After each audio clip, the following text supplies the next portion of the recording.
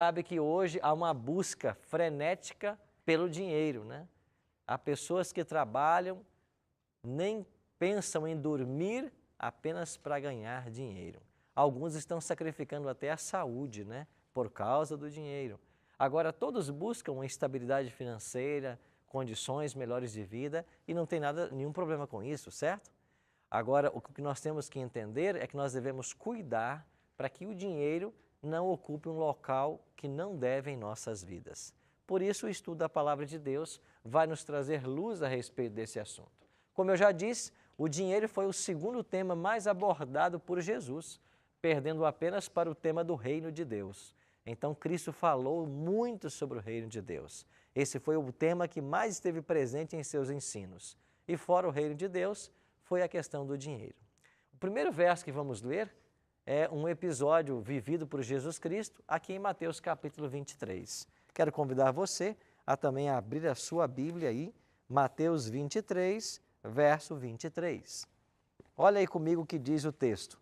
Mateus 23, verso 23. Ai de vós, escribas e fariseus hipócritas, porque dais o dízimo da hortelã, do endro e do cominho, e tendes negligenciado os preceitos mais importantes da lei, a justiça, a misericórdia e a fé.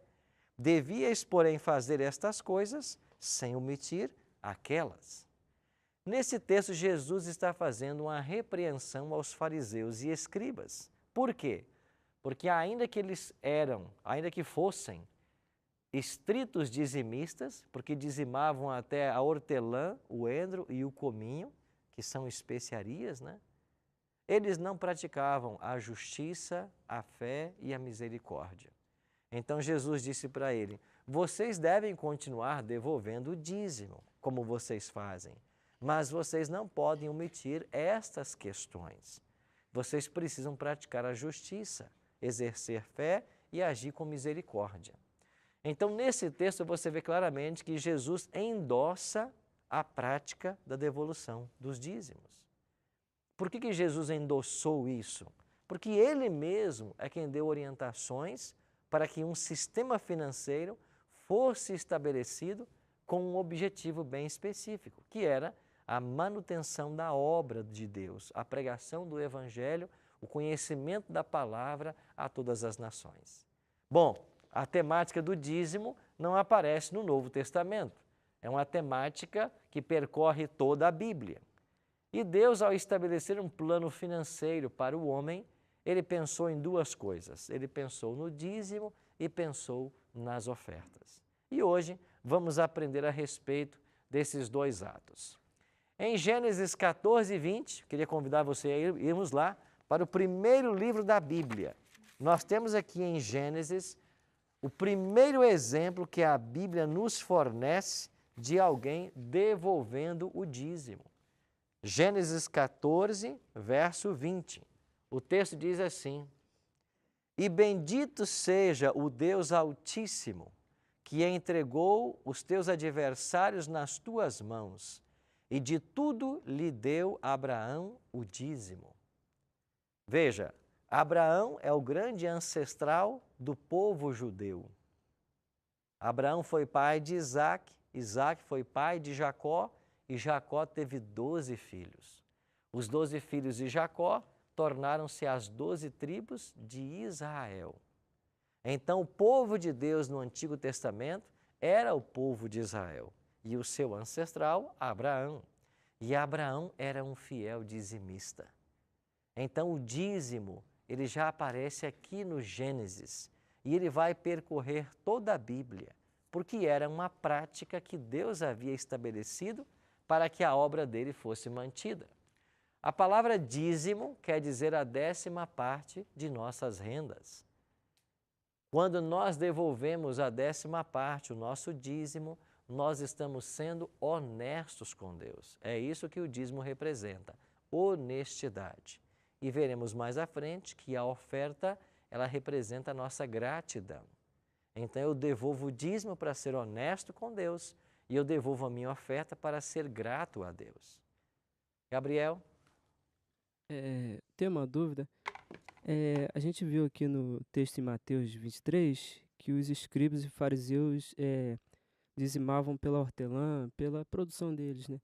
Atualmente, por exemplo, um pequeno produtor, se quiser dizimar pela produção dele, de hortelã, ou de outra coisa que ele produz, ele pode ou o dízimo só pode ser em dinheiro? Existem algumas comunidades onde até isso seria possível, onde as pessoas trazem dos seus frutos e ali há um mecanismo para a venda para que isso seja feito através do dinheiro, né? Mas seria mais prático em dinheiro, Mais né? Na prático a sociedade. pessoa fazer a venda, né? O comércio daquele produto e então do seu lucro fazer a separação do dízimo. O povo de Israel era um povo que vivia basicamente da agricultura e da pecuária. Então, os dízimos que eles devolviam lá no santuário, basicamente era composto de cereais, de grãos e de animais. O templo tinha uma forma de negociar isto, para que houvesse recursos lá no templo. Então, o povo de Israel entendeu perfeitamente esse sistema e eles então dizimavam a Deus. Agora, esse dízimo lá em Israel tinha que ser usado de uma forma bem estrita. E há aqui um preceito para que nós também usemos os recursos do dízimo de forma correta. Vamos então para o 21 para vermos a seguinte pergunta: como que o povo de Israel usava os dízimos que eram levados até o santuário ou posteriormente, depois da construção do templo de Salomão, até o templo? Números diz assim: aos filhos de Levi dei todos os dízimos em Israel por herança, pelo serviço que prestam, serviço da tenda da congregação. Você percebeu que os dízimos foram devolvidos, eram dados aos filhos de Levi por herança? Por que por herança? Bom, quando o povo de Israel chegou na Palestina, as terras foram distribuídas entre as 10 tribos, melhor, entre as 12 tribos. Mas uma delas, Levi, não recebeu nenhuma porção de terra. Por que não? Porque Deus separou a essa tribo para que eles fossem os guias religiosos da nação. Então os levitas não receberam herança em terra. A herança deles passou a ser o dízimo, como aparece aqui no texto. Eu dei a eles por herança. Então, em lugar das terras, o dízimo. Agora, por que a tribo de Levi? Porque no episódio de idolatria que foi visto na peregrinação do povo pelo deserto, a tribo de Levi foi a única que não se contaminou. Então, provou-se ser a tribo de Levi uma tribo mais fiel ao Senhor. E a esta tribo, Deus encarregou a responsabilidade de administrar a religião para as outras tribos. E isso era feito através do santuário. Você se lembra lá em Êxodo 25 que Deus mandou Moisés construir um santuário? Então, um santuário foi construído no deserto. Era uma tenda móvel. Esta tenda mudava com o povo de Israel à medida que eles caminhavam no deserto. Nós temos um relato de pelo menos umas 40 mudanças. Essa tenda foi mudando enquanto o povo caminhava no deserto. Era uma tenda móvel, eles desmontavam, carregavam, mas só os levitas podiam fazer isso. Só eles podiam desmontar e montar. Só eles podiam ministrar no santuário. E ali no santuário você tinha o sacerdote, tinha o sumo sacerdote, que eram os líderes religiosos da nação. E todo mundo, quando pecava, trazia a sua oferta até o santuário. E os levitas é que administravam isso. E os levitas sobreviviam do dízimo.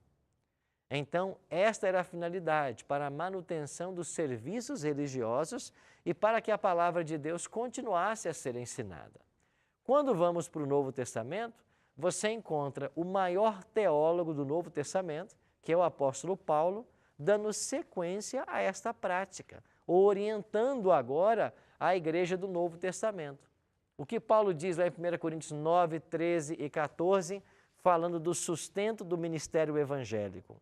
Paulo diz assim: não sabeis vós que os que prestam serviços sagrados do próprio templo se alimentam, e quem serve ao altar do altar tira o seu sustento?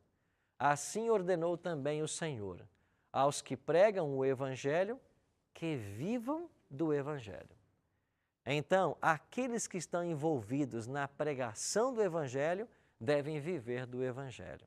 Então, o dízimo é usado agora, ou continua sendo usado, para a manutenção da obra da pregação do Evangelho. E quem está envolvido na pregação é mantida pelos santos dízimos que são devolvidos nas igrejas.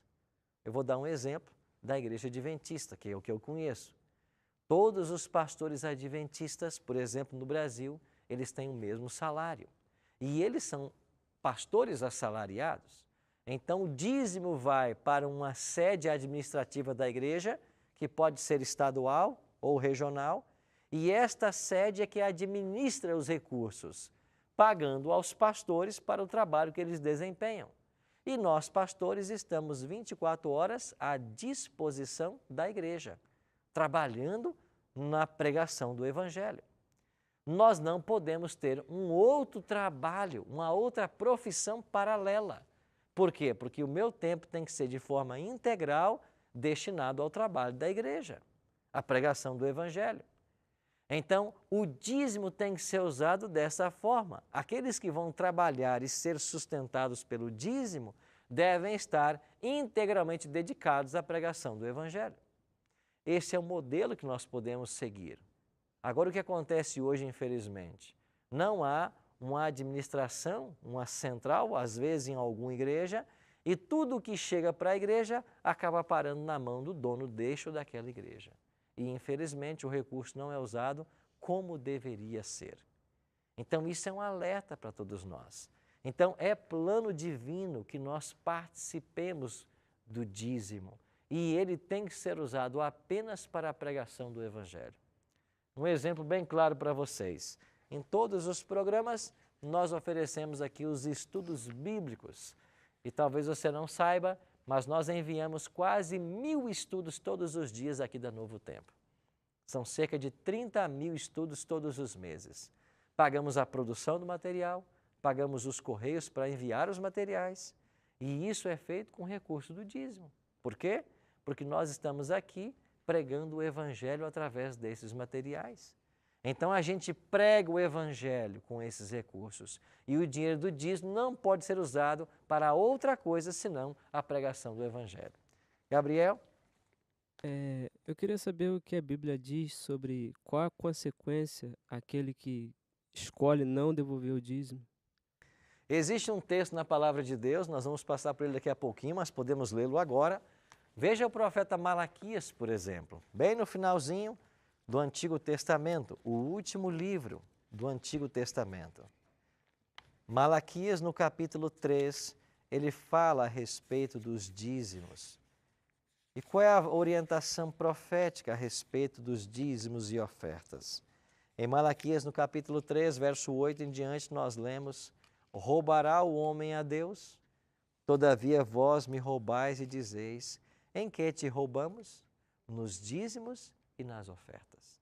Verso 9: com maldição sois amaldiçoados, porque a mim me roubais, vós, a nação toda. Verso 10: trazei todos os dízimos à casa do tesouro, para que haja mantimento na minha casa. E provai-me nisso, diz o Senhor dos Exércitos, se eu não vos abrir a janela do céu e não derramar sobre vós bênção sem medida. Gabriel, o que a Bíblia diz que acontece com aquele que não devolve o dízimo ou a oferta? A Bíblia o caracteriza como ladrão. E a Bíblia é clara, é explícita em dizer que os ladrões não herdarão o reino dos céus. Então, a questão de devolver dízimos e ofertas, a gente diz que é ponto de salvação, ou seja, implica na salvação ou na perdição de uma pessoa, como a obediência à lei de Deus também. Maria Cida? O pastor, eu até concordo que vocês que trabalham, né, levando a palavra de Deus a todas as pessoas, necessitam, né, de ter um sustento e que esse sustento também seja tirado do dízimo. Mas a gente pensando do outro lado, a pessoa tem que dar 10%. Isso já é estabelecido, né? Sim. Então, no caso de uma pessoa assim, que ganha pouco, às vezes não ganha nem um salário mínimo, digamos assim, ganha R$ 500 e tem lá 3 filhos para sustentar. Ainda assim, ela tem que dar o dízimo para a igreja? Exatamente. Eu não diria para a igreja, a gente usa essa expressão, mas de fato dízimo é uma devolução ao Senhor. Agora você percebeu no texto do profeta Malaquias que ele diz assim: trazei todos os dízimos à casa do tesouro e fazei prova de mim. O que significa isso? O ato de dizimar é um ato de fé. E por que Deus estabeleceu um plano financeiro baseado em percentuais? É porque uma pessoa pode ganhar R$ 500, como você mencionou, ou pode ganhar 30 mil por mês. Ambas, se derem o dízimo, elas estão dando a mesma coisa ou devolvendo a mesma coisa para Deus. A mesma quantidade A em mesma termos quantidade, de porcentagem. certo? Agora, parece impossível alguém administrar uma casa com R$ 500, com 3 filhos, ou talvez tendo que pagar um aluguel, etc, etc. Mas como o dízimo é uma questão de fé, a promessa é: se nós formos fiel no dízimo, nada vai nos faltar. E sabe o que acontece? Quando você é leal a Deus nesse quesito, Deus nunca vai permitir que nada falte para você. E Ele vai abençoar a família, de formas que você não vai ter que gastar dinheiro com remédios, Ele vai evitar que a doença chegue, que imprevistos aconteçam, para que o dinheiro que você tem, Ele possa atender às necessidades da família. Mas é uma questão de fé. Tá. E no caso de uma pessoa que não tenha nem assim um emprego fixo, porque hoje o Brasil está passando uma crise muito intensa, né? Então ela não tem nenhum emprego fixo, ela vive, como se diz no popular, de bicos. Um mês ela tira 500, um mês ela tira 700, um mês ela tira 300. E ainda assim, ela tem que pagar os 10% em cima do que ela recebeu. Sim. Nós usamos a expressão devolver, né? Porque tudo que nós temos e entendemos pertence a Deus.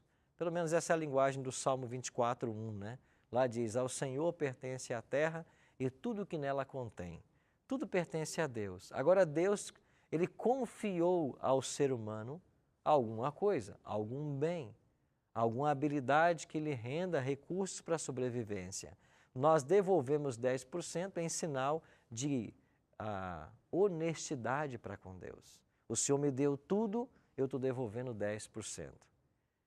De fato, é uma questão de fé, mas a Bíblia não isenta nenhuma pessoa. Se você tem recursos, aliás, se você tem renda, você precisa ser um dizimista. Se você não tem salário, é claro que você não tem dízimo para devolver. Então, dízimo devolve quem tem algum tipo de renda. Não importa quanto seja, mas essa renda tem que ser dizimada. Mesmo que isso não seja fixo, igual eu te dei. Mesmo que não seja fixo, é claro. Então, o dízimo vai ser, você escolhe se vai devolver semanal, mensal, você vai escolher o que você lucrou naquele mês. Se você não teve lucro nenhum, você não tem dízimo para devolver. Okay. Certo? Vanessa? Pastor, quando o senhor fala da passagem, né, quando nós não devolvemos os dízimos, nós é como se fôssemos ladrões, né, roubando a Deus. É a linguagem que o profeta Malaquias usa, né? Sim. Quando alguém oferta na igreja e esse líder da igreja, né, como eu já vi, acontece em muitos lugares, promete fazer melhorias, promete, né, fazer reformas e não faz. E você começa a perceber que não está sendo usado da melhor forma. Nós se tornamos cúmplices quando temos esse conhecimento, quando a gente tem o conhecimento que não está sendo usado da melhor forma?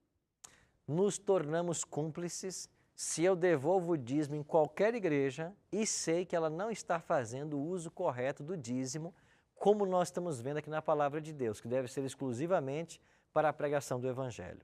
Agora, esse ponto é importante. Eu devolvo o meu dízimo. O meu compromisso termina quando eu devolvo o meu dízimo na igreja.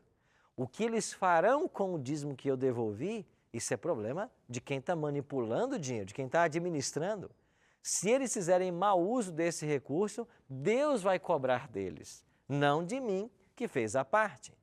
Agora, se eu sei que aonde eu devolvo o dízimo já está aplicando de forma indevida e continua a devolver lá sabendo que ele não está sendo usado para o propósito original, nisso eu já estou também transgredindo. Obrigada, pastor. Então, o recurso que eu estou devolvendo para Deus, eu devo ter ciência de que ele está sendo aplicado da forma correta. De outra forma, não vai cumprir o papel pelo qual Deus separou ou idealizou a devolução dos dízimos e também das ofertas. Nós iremos para o intervalo e quando voltarmos, vamos aprender um pouco mais sobre esse tema tão importante. Não saia daí, nós já voltamos.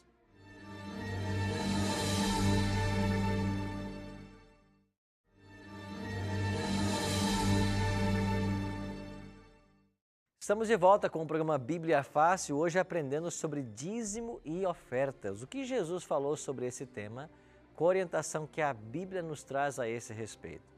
Vimos em nosso primeiro bloco de que o povo de Israel foi orientado a devolver o dízimo e a tribo de Levi foi separada para que cuidasse da religiosidade, dos serviços religiosos em Israel e eles sobreviveriam dos dízimos.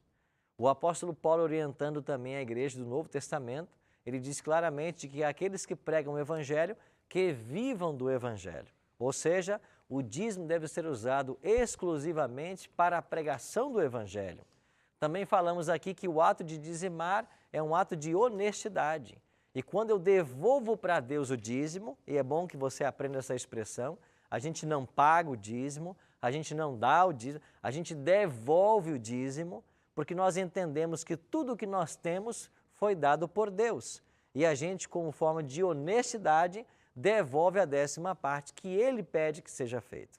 E nós terminamos o bloco e tínhamos também uma pergunta da Maria Cida. Por favor, Maria. Isso. Tem uma passagem bíblica que fala que quando Jesus chegou no templo, ele expulsou todos os comerciantes que estavam... Os cambistas, né? Os cambistas, comerciantes. todos que estavam ali em volta da casa de Deus, né? E então, assim, passa para mim que Deus nunca gostou de comércio, nunca gostou de dinheiro, né, nesse aspecto. Então, o dízimo hoje, ele não é considerado como um tipo de comércio, tipo, você tem que devolver. E comércio, pelo que a gente entende, é uma troca. Né? Então, o dízimo não pode ser considerado hoje um comércio? Não, o comércio que Jesus condenou nos seus dias, e ele purificou o templo, e nessa purificação, que aconteceram 2 vezes, ele expulsa esses cambistas do templo. E quando ele expulsa os cambistas do templo, ele até tem um discurso a fazer. E ele diz assim: a minha casa será chamada casa de oração para todos os povos, e vocês a transformaram num covil de salteadores. Por quê? Porque eles estavam no pátio do templo comercializando. E, de fato, eles começaram até a cometer alguns excessos com aquilo que era devolvido no templo, como dízimo e oferta. Porque eles criaram a própria moeda do templo nos dias de Cristo. E como várias pessoas devolviam seu dízimo através de animais, por exemplo, eles levavam esses animais para serem comercializados para que o dinheiro viesse para o templo. Só que nesse processo, eles começaram a fazer do próprio templo, do pátio do templo, uma casa de comércio e estavam vendendo por preços ilícitos. Vamos supor, eu devolvi aqui esse carneiro como dízimo e ele representasse aí R$100. Agora o templo colocava esse mesmo carneiro à venda por R$200, tentando lucrar em cima da oferta ou do dízimo que alguém havia levado para o templo. Então Jesus condenou foi essa prática, uma prática abusiva. E também eles colocavam à venda algum tipo de animal que não estava perfeito, que tinha algum defeito. Então Jesus condenou essa prática e disse que eles não podiam fazer aquilo, principalmente no local onde estava sendo feito. E essa prática abusiva, em muitas igrejas, hoje ainda vem acontecendo. Claro, isso você falou uma verdade. Hoje isso pode estar acontecendo. Você quer ver um exemplo muito claro? Você ouve hoje o pessoal falar sobre uma devolução de um tal de terceiro dízimo, que eles chamam de trízimo. Não existe isso na Bíblia. A Bíblia só tem uma coisa: dízimo é 10%. Se você ganha R$1.000, vai ser R$100. Não é mais e nem é menos. Se nós queremos ser dizimistas, Deus já estabeleceu, é 10%. Agora, você de fato vai encontrar por aí hoje muitas denominações que passam o culto inteiro tentando arrancar dinheiro das pessoas. Essa é uma prática abusiva e nós devemos pensar de que nós temos que ser honestos para com os recursos de Deus, porque se não formos, nós perderemos nossa vida eterna por causa disso. E não seria o momento também assim dos líderes religiosos, os líderes que seguem mais o caminho de Deus, né, que, como você mesmo cita várias vezes, que segue a Bíblia, organizarem uma assembleia para ter assim uma fiscalização assim no Brasil inteiro, no mundo inteiro? Eu acho que não vamos conseguir chegar a esse ponto, porque cada igreja tem uma administração independente. E você vai ter vários sistemas diferentes de igrejas. Então, de fato, a gente não conseguiria isso com tanta facilidade.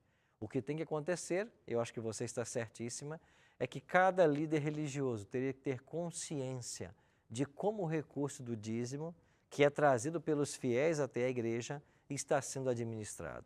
Se está sendo usado da forma correta. Porque o que mais vemos hoje é pessoas se apropriando indevidamente dos dízimos para enriquecimento pessoal. Esse é um problema sério. Mas está nas mãos do Senhor e Ele haverá de conduzir essas coisas. Vanessa? Pastor, eu já presenciei, né, e gostaria de saber se é correto, uma pessoa fazer um culto, né, fazer uma oração, e depois de fazer essa oração, começar a comercializar algo com os integrantes do culto. Isso é correto? De que você está falando especificamente? Por exemplo, o senhor está aqui água, agora. objetos, como se tivesse algum tipo de poder. Sim, como vasos, como toalhas. sapatos, toalhas. Entendi. Isso é correto? Veja, as pessoas estão atribuindo a certos objetos um poder que esses objetos não têm. Não existe essa história de que eu faço uma oração por esse copo de água e esta água vai se tornar uma água abençoada. Ou eu pego uma toalha e a toalha passa a ter um poder sobrenatural. Ou então você compra essa caneta minha e tudo que você assinar com essa caneta vai ser abençoado por Deus. Não existe isso. A bênção não está nesse ou naquele objeto. Deus dá a bênção é para a pessoa. E a bênção que Deus dá não pode ser comercializada. Infelizmente, essa é uma prática muito comum. E as pessoas estão começando hoje a querer vender objetos que vieram da Terra Santa, óleos não sei da onde, água não sei da onde, e atribuir a esses objetos algum poder sobrenatural. Isso é um engano. Não existe nada disso. A bênção que Deus tem para dar é para a pessoa. E a pessoa tem que pedir essa bênção a Deus. Ela não custa dinheiro. Deus não vai abençoar você através de algum objeto que esse ou aquele orou por ele. Não existe isso. Mas, infelizmente, essa é uma prática comum hoje. E a gente tem que abrir nossos olhos para esse tipo de prática que é abusiva, que é fraudulenta. Não existe nenhum objeto que tenha poder e que você tem que comprar para ser abençoado. A bênção que Deus tem para você, você pode pedir diretamente a Ele e Ele vai dar para você com toda certeza. Fátima? Pastor, eu não sabia que a oferta era obrigatória. Eu queria saber, no caso, no sábado, lá na hora da oferta, se eu não tiver essa oferta, vai ter problema? A oferta, nós vamos ler um verso sobre ela que vai nos ajudar a entender esse tema. E eu vou ler um verso aqui também do apóstolo Paulo, escrevendo aos Coríntios, que vai nos ajudar a entender como é que funciona a oferta. Agora, se o dízimo é devolvido por aquele que tem renda, a oferta é da mesma coisa. Eu só vou ofertar quando eu tiver algo para ofertar. E Paulo vai apresentar o critério. Qual é o critério que eu tenho que usar para dar a minha oferta? Eu vou ler um texto que vai nos ajudar daqui a pouquinho, tá bom? Assim nós entendemos que os levitas eram responsáveis pelo serviço religioso do templo. E hoje o dízimo tem que ser usado para a pregação do evangelho. Agora vamos então a dois textos que vão falar justamente sobre sua pergunta, Fátima. Além do dízimo, o que mais devemos trazer ao Senhor? No Salmo 96, verso 8, diz assim: tributai ao Senhor a glória devida ao seu nome, trazei oferendas e entrai nos seus átrios. trazei oferendas, ou seja, trazei ofertas antes de entrar nos átrios. E o outro texto selecionado, Malaquias 3:8, roubará o homem a Deus? Todavia vós me roubais e dizeis, em que te roubamos? Nos dízimos e nas ofertas. Então, o dízimo e a oferta são essenciais. Pode até ser que a pessoa seja dizimista, mas se ela não é ofertante, ela continua roubando a Deus. Agora, se você dá a sua oferta e também não é dizimista, você continua roubando a Deus. As duas coisas fazem parte do plano de Deus. E se o dízimo expressa a nossa honestidade, a oferta expressa a nossa gratidão. Gratidão por tudo que Deus nos tem dado. Então, oferta é sinônimo de gratidão. E Jesus Cristo vai falar a respeito da essência da verdadeira oferta. Nós vamos ler isso aqui, mas antes, a Vanessa tem uma pergunta. Pastor, com qual frequência nós devemos dar a oferta? Porque o dízimo é mensal ou quando você tiver o recebimento da sua remuneração. Mas a oferta, porque eu já vi muitos lugares pedirem por campanhas. Olha, essa campanha vai ser aberta, nós pedimos uma oferta de X valor. Se eu não tivesse X valor, tiver menos, o senhor não vai aceitar a minha oferta? Essas campanhas que aparecem por aí, onde as pessoas já estabelecem até valores para você doar, ela não está de acordo com a orientação bíblica. A orientação bíblica é que cada um contribua de acordo com o seu coração. Nós vamos ler isso, Paulo. Paulo diz isso, cada um contribua segundo tiver proposto no seu coração. Então, o valor quem propõe é o doador e a frequência também é o doador. Se ela expressa gratidão, eu tenho que pensar nessa semana ou nesse mês, Deus fez algo para mim do qual estou grato, então eu vou levar uma oferta para agradecer ao Senhor. Então, ela é espontânea. Quem vai dizer da frequência e da quantidade é o próprio doador. Isso é particular do doador e ninguém deveria interferir nisso. Ok? Então, Jesus falou sobre a essência da verdadeira oferta. E você conhece essa história. Lucas 21 diz assim, estando Jesus a observar, viu os ricos lançarem suas ofertas no gasofilácio. Gasofilácio era esse local onde as pessoas depositavam ali suas ofertas. Versículo 2, viu também certa viúva pobre lançar ali 2 pequenas moedas e disse, verdadeiramente vos digo que esta viúva pobre deu mais do que todos, porque todos estes deram como oferta daquilo que lhe sobrava. Esta, porém, da sua pobreza, deu tudo o que possuía, todo o seu sustento. Olha que extraordinário. Jesus contemplava os homens ricos depositando ali grandes quantias, mas ele observou uma mulher, uma viúva pobre, que quem sabe não querendo ser notada, bem discreta, por entre a multidão foi lá e depositou 2 moedinhas que ela possuía. Mas cada ato de gratidão ou de honestidade não é despercebido por Cristo. E então Jesus diz para os discípulos, vocês estão vendo todos esses ricos doadores que aqui estão? Quem mais doou hoje foi aquela viúva pobre, porque ela deu de tudo que ela tinha. O que significa isso? Que o sentimento que nos deve levar a ofertar é um sentimento de gratidão, é um reconhecimento de que tudo que nós temos e somos pertence a Deus. É por isso que a Bíblia orienta assim, quando você adquirir as riquezas, não digas, foi a minha força, foi a minha sabedoria que me ajudou a adquirir essas riquezas. Antes te lembrarás do Senhor teu Deus. É Ele quem te dá o sol, Ele quem te dá a chuva, Ele quem te dá a vida. Então, esta viúva demonstrou esse tipo de gratidão. E sabe o que isso aqui nos ensina? Mesmo devolver o dízimo ou a oferta sem esse sentimento no coração, de nenhum valor terá. Então, se eu devolvo o meu dízimo e a minha oferta todo mês, mas eu faço com dó, eu devolvo com piedade, ou seja, não queria devolver, faço apenas pelo compromisso ou pelo dever que eu aprendi, mas não tenho no coração o sentimento correto, nem essa oferta e esse dízimo serão aceitas. Porque Deus espera que ao doarmos ou ao dizimarmos, nós coloquemos ali a nossa vida. Nós reconheçamos de que Deus é o verdadeiro possuidor de tudo e que nós somos apenas mordomos que administram aquilo que Deus colocou em nossas mãos. Igor? Pastor, uma dúvida.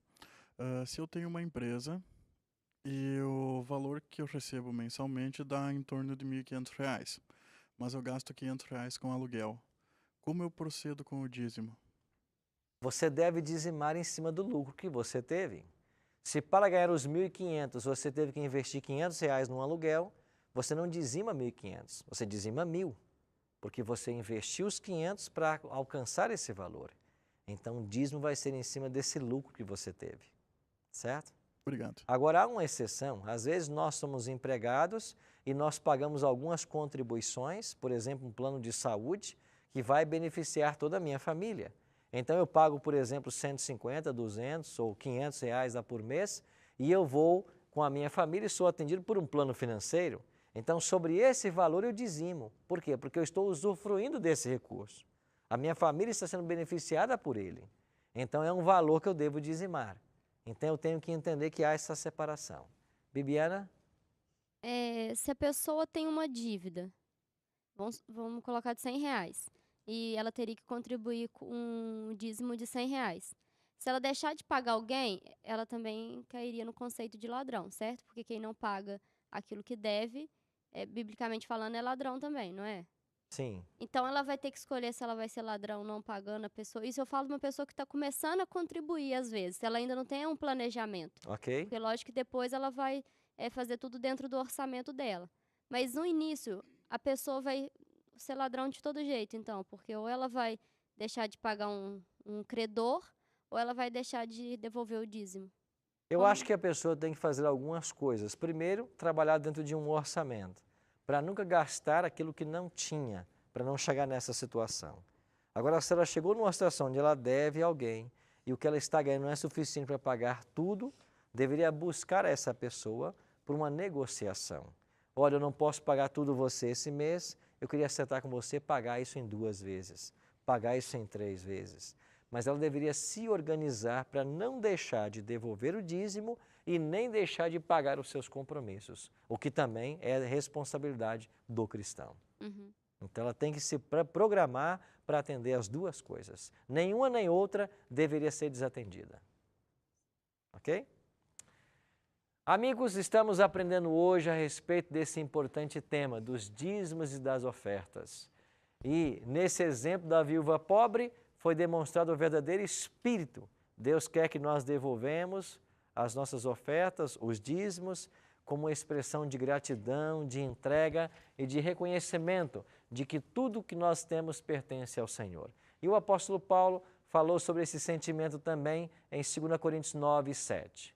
Cada um contribua, segundo tiver proposto no coração, não com tristeza ou por necessidade, porque Deus ama quem dá com alegria. Aqui está, Fátima, o texto que eu mencionei para você. Cada um contribua segundo tiver proposto no seu coração. A oferta é proposta do meu coração. Agora, eu não posso dar por tristeza nem por necessidade. Eu tenho que dar com alegria. Por quê? Porque Deus tem suprido todas as necessidades que eu tenho. E, de fato, qualquer pessoa que faz um plano com Deus, que se compromete a ser fiel a Ele nos dízimos e nas ofertas, Deus abençoará essa pessoa. É a promessa de Malaquias 3. Eu vou abrir a janela do céu e vou derramar sobre vocês bênção sem medida. Sabe o que significa essa bênção sem medida? Nada vai faltar para você. Deus não vai permitir que nada falte, porque você fez com Deus uma sociedade. Você fez com Ele um compromisso de fidelidade. Agora, todo aquele que não quer ser fiel a Deus, escolhe não ser fiel e não pratica essa orientação bíblica, quem sabe ele pode tentar acumular, trabalhar, juntar e sempre vai viver perdendo, sempre vai viver em falta, na necessidade. Por quê? Porque não fez de Deus o seu sócio.